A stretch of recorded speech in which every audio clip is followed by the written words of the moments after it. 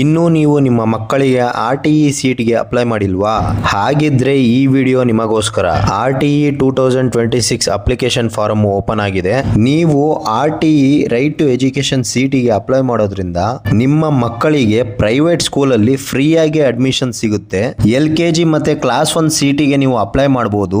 ಈ ಒಂದು RTE seat ಇಂದ ಅಪ್ ಟು 8th ಸ್ಟ್ಯಾಂಡರ್ಡ್ ವರೆಗೂ ನಿಮ್ಮ ಮಕ್ಕಳಿಗೆ ಫ್ರೀ ಎಜುಕೇಶನ್ ನೀಡಲಾಗುತ್ತೆ. ಸೊ ಈ ವಿಡಿಯೋದಲ್ಲಿ ಸ್ವತಃ ನೀವೇ ಆನ್ಲೈನ್ ಅಲ್ಲಿ ಈ ಒಂದು RTE 2026 ಅಪ್ಲಿಕೇಶನ್ ಹೇಗೆ ಹಾಕುವುದು ಅಂತ ಕಂಪ್ಲೀಟ್ ಮಾಹಿತಿನ ನಾನು ಈ ವಿಡಿಯೋದಲ್ಲಿ ತಿಳಿಸ್ಕೊಡ್ತೀನಿ. ವಿಡಿಯೋನ ಸ್ಕಿಪ್ ಮಾಡದೆ ಸಂಪೂರ್ಣ ನೋಡಿ. ಸ್ನೇಹಿತರೆ, ಈ ಒಂದು ಅಪ್ಲಿಕೇಶನ್ ನೀವು ನಿಮ್ಮ ಮೊಬೈಲ್ ಅಥವಾ ಲ್ಯಾಪ್ಟಾಪ್ ಅಲ್ಲಿ ಅಪ್ಲೈ ಮಾಡಬಹುದು. ನಿಮ್ಮ ಮೊಬೈಲ್ ಅಲ್ಲಿ ಗೂಗಲ್ ಓಪನ್ ಮಾಡಿಕೊಂಡು ಸ್ಕೂಲ್ ಎಜುಕೇಶನ್ ಕರ್ನಾಟಕ ಅಂತ ಟೈಪ್ ಮಾಡಿದ ತಕ್ಷಣ ಫಸ್ಟ್ ಲೆಟರ್ ಅಲ್ಲೇ ಬರುತ್ತೆ department of school education Karnataka ಸರ್ಕಾರ ಅಂತ. ಸೊ ಅದ್ರ ಮೇಲೆ ನೀವು ಕ್ಲಿಕ್ ಮಾಡ್ಕೋಬೇಕಾಗುತ್ತೆ. ನೆಕ್ಸ್ಟ್ ನಿಮಗೆ ಈ ತರ ಒಂದು ಇಂಟರ್ಫೇಸ್ ಓಪನ್ ಆಗುತ್ತೆ. ಇಲ್ಲಿ ನೀವು ಜಸ್ಟ್ ಸ್ಲೈಡ್ ಮಾತ್ರ ಹೋಗಬೇಕಾಗುತ್ತೆ. ಸ್ಲೈಡ್ ಮಾಡ್ಕೊಂಡಿದ ತಕ್ಷಣ ಕೆಳಗಡೆ ನೀವು ನೋಡ್ತಾ ಇರಬಹುದು application submission for RTE 2026 admission process ಅಂತ ಇರುತ್ತೆ. ಸೊ ಅದ್ರ ಮೇಲೆ ನೀವು ಕ್ಲಿಕ್ ಮಾಡ್ಕೋಬೇಕಾಗುತ್ತೆ. ನೆಕ್ಸ್ಟ್ ನಿಮಗೆ ಈ ತರ ಒಂದು ಪೇಜ್ ಓಪನ್ ಆಗುತ್ತೆ. ಇಲ್ಲಿ ನೀವು ನೋಡ್ತಾ ಇರಬಹುದು RTE 2026 ಅಪ್ಲಿಕೇಶನ್ ಸಬ್ಮಿಷನ್ ಪ್ರೋಸೆಸ್ ಅಂತ ಇರುತ್ತೆ. ಸೊ ಇಲ್ಲಿ ಎಸ್ ಆರ್ ನೋ ಅಂತ ಕೇಳ್ತಾ ಇದೆ. ಅಪ್ಲಿಕೇಶನ್ ನ ಪ್ರೊಸೀಡ್ ಮಾಡೋಕ್ಕೂ ಮುಂಚೆ ಡಾಕ್ಯುಮೆಂಟ್ಸ್ ಏನೇನ್ ಬೇಕಾ ಅಂತ ಹೇಳ್ತೀನಿ ಕೇಳಿ. ಮೊದಲಿಗೆ ವಿದ್ಯಾರ್ಥಿಯ ಡೇಟ್ ಆಫ್ ಬರ್ತ್ ಸರ್ಟಿಫಿಕೇಟ್ ಬೇಕಾಗುತ್ತೆ. ನೆಕ್ಸ್ಟ್ ಡೊಮಿನಿಕಲ್ ಸರ್ಟಿಫಿಕೇಟ್ ಅಂದ್ರೆ ವಾಸಸ್ಥಳ ದೃಢೀಕರಣ ಪತ್ರ ಅಂತ ಇರುತ್ತೆ. ಸೊ ಅದು ಬೇಕಾಗುತ್ತೆ. ನೆಕ್ಸ್ಟ್ ಆಧಾರ್ ಕಾರ್ಡ್, ವಿದ್ಯಾರ್ಥಿಯ ಆಧಾರ್ ಕಾರ್ಡ್ ಇಶ್ಯೂ ಆಗಿದ್ರೆ ಅದು ಬೇಕಾಗುತ್ತೆ. ಇಲ್ಲ ಅಂತಂದ್ರೆ ಪೇರೆಂಟ್ಸ್ ಆಧಾರ್ ಕಾರ್ಡ್ ಬೇಕಾಗುತ್ತೆ, ತಂದೆ ಅಥವಾ ತಾಯಿದು. ಮತ್ತೆ ಅಪ್ಲಿಕೆಂಟ್ ಪಾಸ್ಪೋರ್ಟ್ ಸೈಜಿನ ಫೋಟೋ ಬೇಕಾಗುತ್ತೆ. ಜೊತೆಗೆ ಅವರ ಗಾಡಿಯಂದು ಫೋಟೋ ಬೇಕಾಗುತ್ತೆ.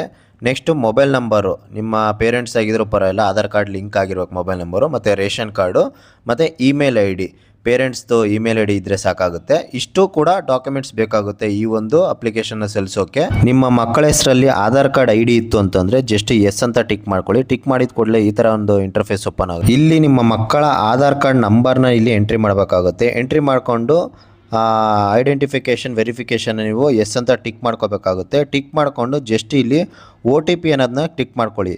ಟಿಕ್ ಮಾಡಿದ ಕೂಡಲೇ ಈ ಆಧಾರ್ ಕಾರ್ಡ್ಗೆ ಲಿಂಕ್ ಆಗಿರೋ ಮೊಬೈಲ್ ನಂಬರ್ಗೆ ಒಂದು OTP ಬರುತ್ತೆ. ಸೊ ಆ OTPನ ನೀವು ಎಂಟ್ರಿ ಮಾಡಿದ ತಕ್ಷಣ ಆಟೋಮೆಟಿಕ್ ಆಗಿ ಈ ಒಂದು ಫಾರಂ ಓಪನ್ ಆಗುತ್ತೆ. ಆಟೋಮೆಟಿಕ್ ಆಗಿ ನಿಮ್ಮ ಮಕ್ಕಳ ಫೋಟೋ ಜೊತೆಗೆ ಆಧಾರ್ ಕಾರ್ಡಲ್ಲಿ ಏನೇನು ಫಿಲಪ್ ಆಗಿರುತ್ತದೋ address, date of birth, name automatic ಆಗಿ ಎಲ್ಲ ಜನರೇಟ್ ಆಗಿ ಇಲ್ಲಿ ಡಿಸ್ಪ್ಲೇ ಆಗಿ ತೋರಿಸ್ತಾ ಇರುತ್ತೆ. ಎಲ್ಲ ಕರೆಕ್ಟ್ ಆಗಿದೆಯಾ ಅಂತ ಒಂದ್ಸತಿ ಚೆಕ್ ಮಾಡ್ಕೊಳ್ಳಿ. ಪಿನ್ ಕೋಡು ಕೂಡ ಆಟೋಮೆಟಿಕ್ ಆಗಿ ಎಂಟ್ರಿ ಆಗಿರುತ್ತೆ. ಜಸ್ಟ್ ಇಲ್ಲಿ ನೀವು ರೆಸಿಡೆನ್ಸಿ ವಿಲೇಜ್ ವಾರ್ಡ್ ಅಂತ ಇರುತ್ತಲ್ಲ, ನಿಮ್ಮ ವಾರ್ಡು ಅಥವಾ ವಿಲೇಜ್ ಏನಿದೆ ಅದನ್ನ ನೀವು ಇಲ್ಲಿ ಸೆಲೆಕ್ಟ್ ಮಾಡ್ಕೋಬೇಕಾಗುತ್ತೆ. ಮತ್ತೆ ನಿಮ್ಮ ಲೊಕ್ಯಾಲಿಟಿನೂ ಕೂಡ ನೀವು ಸೆಲೆಕ್ಟ್ ಮಾಡ್ಕೋಬೇಕಾಗುತ್ತೆ. ಎಜುಕೇಶನ್ ಬ್ಲಾಕ್ ಮತ್ತೆ ಎಜುಕೇಶನ್ ಡಿಸ್ಟಿಕ್ ಇದು ಆಟೋಮೆಟಿಕ್ ಆಗಿ ಫಿಲ್ಅಪ್ ಆಗಿರುತ್ತೆ ಡೈರೆಕ್ಟ್ ಆಗಿ ಆಧಾರ್ ಕಾರ್ಡ್ ಎಂಟ್ರಿ ಇರೋದ್ರಿಂದ. Is child with special needs ಅಂತ ಇರುತ್ತೆ. ಇದನ್ನ ಎಸ್ ಆರ್ ನೋ ಅಂತ ಕ್ಲಿಕ್ ಮಾಡ್ಕೊಂಡು ಜಸ್ಟ್ ವ್ಯಾಲಿಡೇಟ್ ಅಂಡ್ ಪ್ರೋಸೆಸ್ ಮೇಲೆ ಕ್ಲಿಕ್ ಮಾಡ್ಕೊಳ್ಳಿ. ನಿಮ್ಮ ಅಪ್ಲಿಕೇಶನ್ ಪ್ರಿವ್ಯೂ ಆಗುತ್ತೆ. ಸೊ ಎಲ್ಲ ಚೆಕ್ ಮಾಡ್ಕೊಂಡು ಕರೆಕ್ಟ್ ಆಗಿದೆ ಅಂತಂದ್ರೆ ಸಬ್ಮಿಟ್ ಅನ್ನೋ ಬಟನ್ ಮೇಲೆ ಕ್ಲಿಕ್ ಮಾಡ್ಕೊಳ್ಳಿ. ಕ್ಲಿಕ್ ಮಾಡಿದ ಕೂಡಲೇ ಅಪ್ಲಿಕೇಶನ್ ನಂಬರು ಡಿಸ್ಪ್ಲೇ ಆಗುತ್ತೆ. ಸೊ ಅದನ್ನ ನೀವು PDF ಅಥವಾ ಪ್ರಿಂಟ್ಔಟ್ ತಗೊಂಡು ಇಟ್ಕೋಬೇಕಾಗುತ್ತೆ. ನೆಕ್ಸ್ಟ್ ಇವಾಗ ಆಧಾರ್ ಕಾರ್ಡ್ ಇಶ್ಯೂ ಆಗದೆ ಇರೋ ಮಕ್ಕಳಿಗೆ ಹೇಗೆ ಅಪ್ಲಿಕೇಶನ್ ಹಾಕೋದು ಅಂತ ತಿಳಿಸ್ಕೊಡ್ತಾ ಇದೀನಿ. ನಿಮ್ಮ ಮಕ್ಕಳಿಗೆ ಆಧಾರ್ ಕಾರ್ಡ್ ಇಶ್ಯೂ ಆಗಿಲ್ಲ ಅಂತಂದ್ರೆ ಜಸ್ಟ್ ನೋ ಅನ್ನೋ ಬಟನ್ ಮೇಲೆ ಕ್ಲಿಕ್ ಮಾಡ್ಕೊಳ್ಳಿ. ಕ್ಲಿಕ್ ಮಾಡಿದ ಕೂಡಲೇ ಈ ತರ ಒಂದು ಇಂಟರ್ಫೇಸ್ ಓಪನ್ ಆಗುತ್ತೆ. ಮೊದಲಿಗೆ ಚೈಲ್ಡ್ ಡೀಟೇಲ್ಸ್ ಇನ್ EDA ಅಂತಿರುತ್ತೆ. ಇಲ್ಲಿ ನೀವು ಈ ಒಂದು ಅಪ್ಲಿಕೇಶನ್ ನ ಸ್ವತಃ ನೀವೇ ಮ್ಯಾನ್ಯುಯಲ್ ಆಗಿ ಎಂಟ್ರಿ ಮಾಡ್ತಾ ಬರಬೇಕಾಗುತ್ತೆ. ಮೊದಲಿಗೆ ಚೈಲ್ಡ್ ಎನ್ವಿರಾನ್ಮೆಂಟಲ್ ನಂಬರ್ ಅಂತಿರುತ್ತೆ. ನಿಮ್ಮ ಮಕ್ಕಳ ಆಧಾರ್ ಕಾರ್ಡ್ಗೆ ನೀವು ಅಪ್ಲೈ ಮಾಡಿದ್ರೆ ಅಲ್ಲಿ ಅಪ್ಲೈ ಮಾಡಿದಾಗ ಎನ್ವಿರಾನ್ಮೆಂಟಲ್ ನಂಬರ್ ಅಂತ ಕೊಟ್ಟಿರ್ತಾರೆ. ಸೊ ಆ ನಂಬರ್ನ ನೀವು ಇಲ್ಲಿ ಎಂಟ್ರಿ ಮಾಡಬೇಕಾಗುತ್ತೆ. ಮತ್ತೆ ನಿಮ್ಮ ಮಗುವಿನ ಹೆಸರು, ಅದ್ರ ಜೆಂಡರು ಮೇಲ ಫೀಮೇಲ್ ಅಂತ ಎಂಟ್ರಿ ಮಾಡಬೇಕಾಗುತ್ತೆ. ಪೇರೆಂಟ್ಸ್ ಆರ್ ಗಾರ್ಡಿಯನ್ ನೇಮ್ ಅಂತಿರುತ್ತೆ. ಇಲ್ಲಿ ತಂದೆಯ ಹೆಸರು ಅಥವಾ ಗಾರ್ಡಿಯನ್ ಯಾರು ಇದ್ರೆ ಅವರ ಹೆಸರನ್ನ ಇಲ್ಲಿ ಎಂಟ್ರಿ ಮಾಡಬೇಕಾಗುತ್ತೆ.